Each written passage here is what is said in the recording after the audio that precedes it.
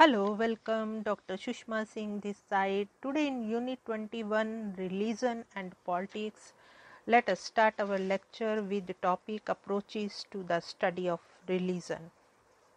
Study of religion as an important element of social life has been the focus of attention of several sociologists and social anthropologists.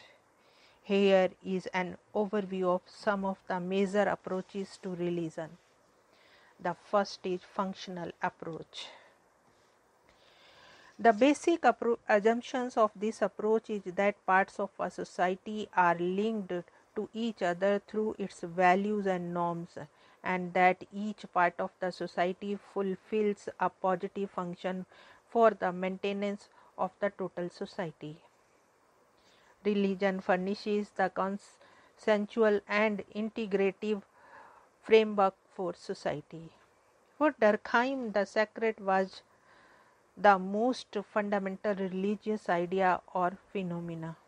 According to him, a religion is an unified set of beliefs and practices relative to sacred things. That is to say, things set apart and forbidden, beliefs and practices which unite into one single moral community called church, all those which adhere to them. Important from our perspective is the aspect of things set apart and the idea of a moral community, which is an eminently collective things. What is set apart is not just the supernatural beings, but also persons with supernatural or magical powers, places like temples, mosques, churches, certain performances and events such as birth, death, marriage, eclipse, etc. The term set apart means that which is other than routine or ordinary. The notion of the sacred becomes sharper when contrasted with the profane or the secular. Durkheim emphasizes that this is the very core of religious phenomena. He says all no religious beliefs, whether simple or complex, present one common characteristics. They presuppose a classification of things, real and ideal, of which man thinks into two classes or opposed groups, generally designated by two distinct terms, which are translated well enough by the words profane and sacred.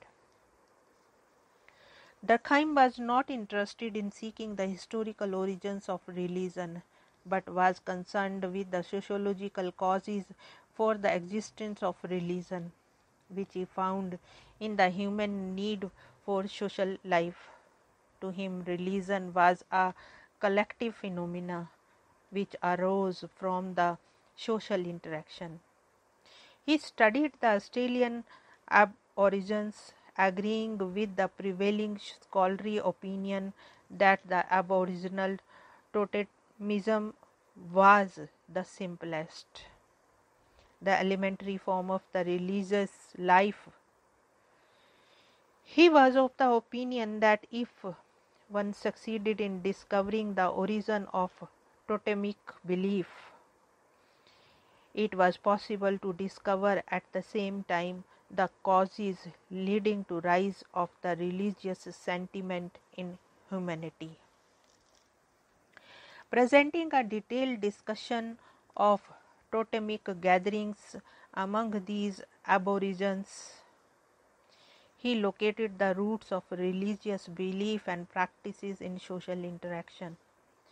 Durkheim concluded that the collective and anonymous force of the clan, the god of the clan, the totemic principle can therefore be nothing other than the clan itself.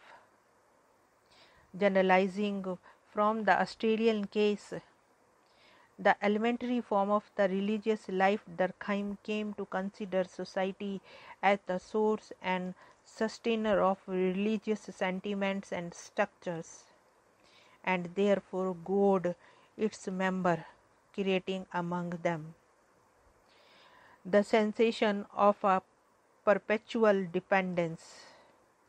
Thus, the Durkheim's interpretation of religion deprives religion from the very nature of social life.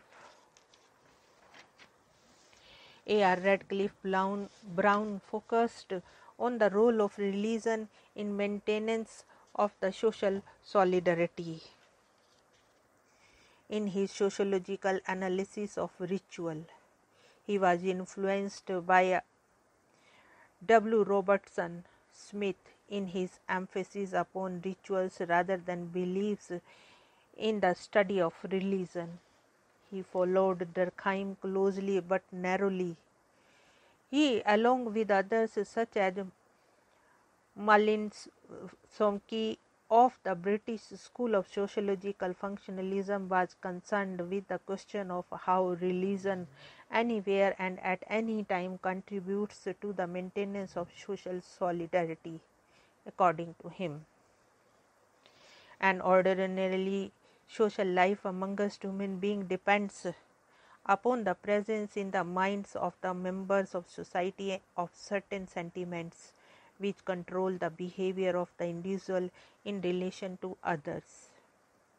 Rights can therefore be shown to have specific social functions when they have for their effect to regulate, maintain and transmit from one generation to another sentiments on which the constitution of society depends.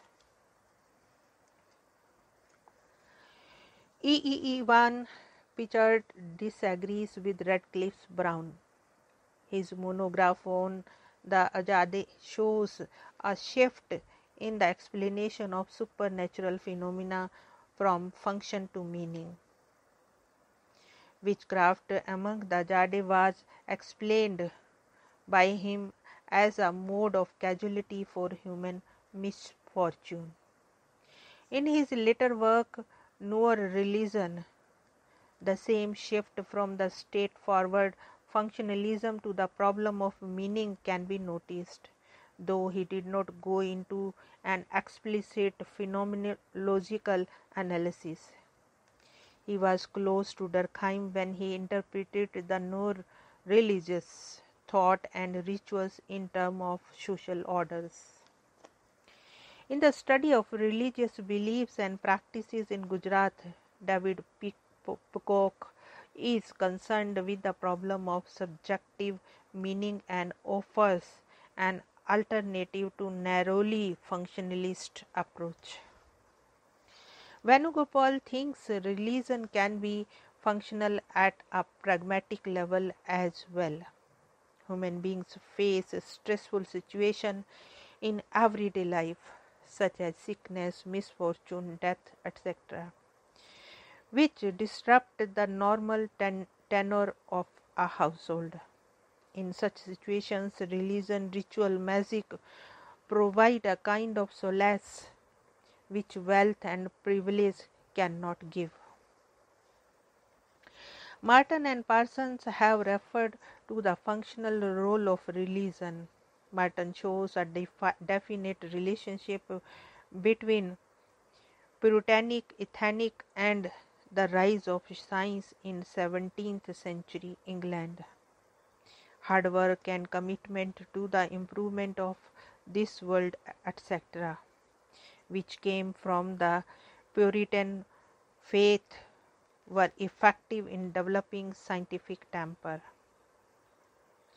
In other words, rationality of the religion influenced the lives of scientists.